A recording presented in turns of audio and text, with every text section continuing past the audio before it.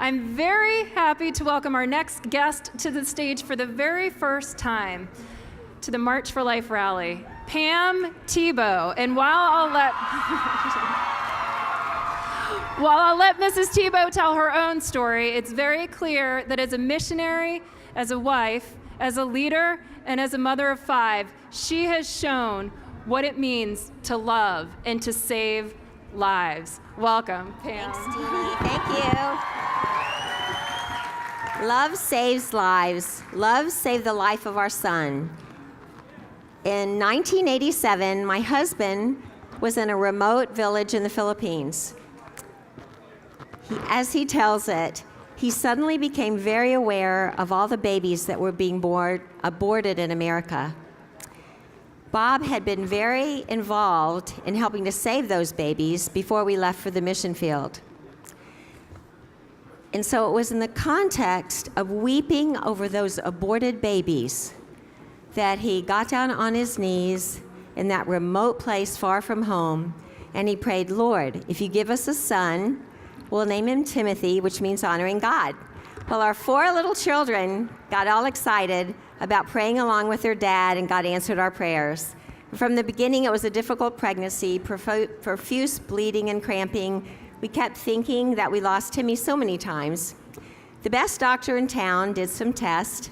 She determined that Timmy was a mass of fetal tissue, a tumor, and I needed to abort and abort immediately or I would die. But if I had died in childbirth, God would still be God, wouldn't he? But because of our love for the life in the womb, we chose to trust God and refuse to have an abortion. During my tough, thank you.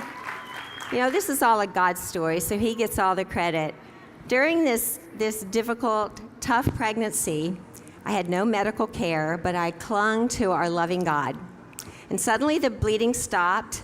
My husband flew me to Manila, and a wonderful American-trained pro-life doctor saved my life and the life of our son. And when Timmy entered the world, he said, "This is a miracle baby." He said, "I've never witnessed such a miracle because only a tiny piece of the placenta was intact." He was somewhat malnourished, though, so we asked all of our family and our friends in the States to pray that he would grow big and strong. And if you've seen him lately, you'll know God answered those prayers. And we're so grateful.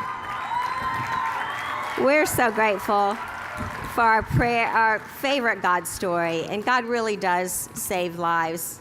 His love saves lives. Well, Human Life International does research on all the different people groups that have been aborted since Roe versus Wade.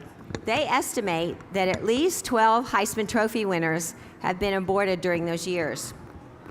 Love prevented our Timmy from being number 13. But I thought about that, and I wrote a poem. I would have quarterbacked a championship team. A foundation to benefit hurting kids would be my lifelong dream. My platform could have been so far-reaching and profound.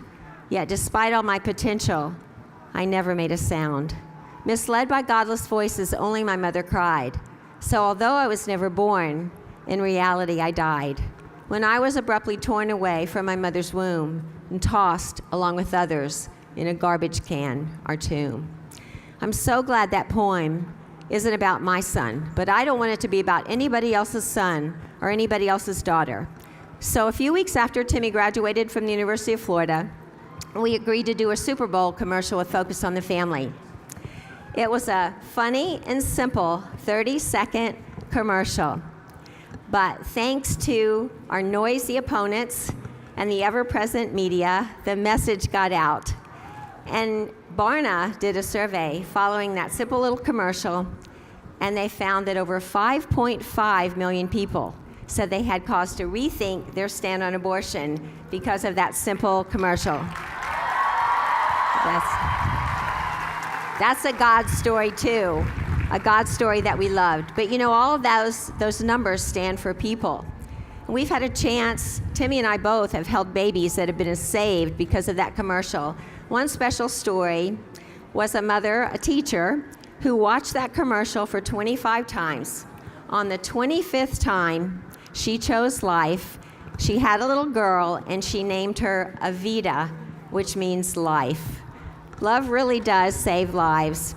There's a verse, and I'm paraphrasing, John 13:34, that says, because God loves us, we ought to love one another just like he loves us. So today, because love saves lives, we are going to stand together and march together in love to save lives. Thank you. Thank you. Thanks.